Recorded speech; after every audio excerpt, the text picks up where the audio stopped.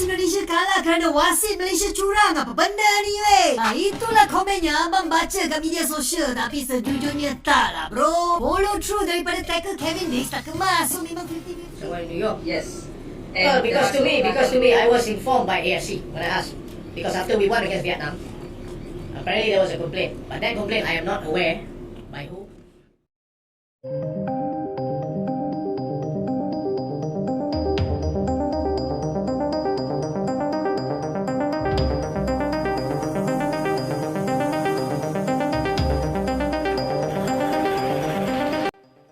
Malaysia jadi badut ASEAN.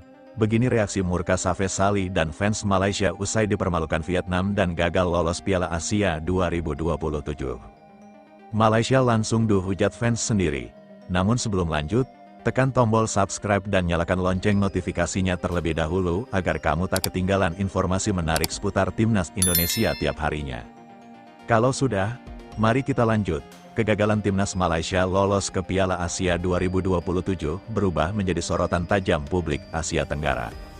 Tidak hanya tersingkir, Harimau Malaya juga harus menelan kekalahan 3-1 dari Timnas Vietnam pada laga terakhir kualifikasi yang berlangsung di Stadion Tian Truong, Selasa malam. Waktu setempat, hasil ini memperparah situasi Malaysia yang sebelumnya sudah dihantam sanksi akibat pelanggaran administrasi pemain. Sejak awal pertandingan, Vietnam tampil agresif meski status mereka sudah aman. Baru 6 menit laga berjalan, Dudu Iman membuka keunggulan lewat sundulan memanfaatkan sepak pojok dari Truong Tinan. Gol cepat ini langsung mengubah jalannya pertandingan membuat Malaysia berada di bawah tekanan. Memasuki babak kedua, dominasi Vietnam semakin terlihat. Pada menit ke-51, Nguyen Xuan San alias Rafa Elson menggandakan keunggulan setelah memanfaatkan kelengahan lini belakang Malaysia. 8 menit berselang, pemain yang sama kembali mencatatkan namanya di papan skor lewat sundulan tajam membuat Vietnam unggul 3-0. Malaysia hanya mampu memperkecil ketertinggalan pada menit ke-77 lewat gol penalti Andri. Namun hingga peluit akhir dibunyikan, skor 3-1 tetap bertahan untuk kemenangan Vietnam. Padahal secara performa Timnas Malaysia sebenarnya tampil impresif di awal kualifikasi. Mereka sempat mencatat 5 kemenangan beruntun, termasuk kemenangan meyakinkan 3-0 atas Vietnam di kandang. Namun segalanya berubah setelah muncul masalah legalitas pemain naturalisasi. Federasi Sepak Bola Malaysia dinyatakan bersalah karena memainkan 7 pemain yang tidak memenuhi syarat. Kasus ini bahkan sampai ke Court of Arbitration for Sport, tetapi banding yang diajukan tidak membuahkan hasil. Akibatnya, 2 kemenangan penting Malaysia melawan Nepal dan Vietnam diubah menjadi kekalahan. Keputusan tersebut menjadi titik balik yang menguntungkan Vietnam. Dari posisi tertekan, mereka justru melesat ke puncak klasemen dan memastikan tiket ke Piala Asia 2027. Situasi ini membuat Malaysia menjadi bahan perbincangan panas di kawasan ASEAN.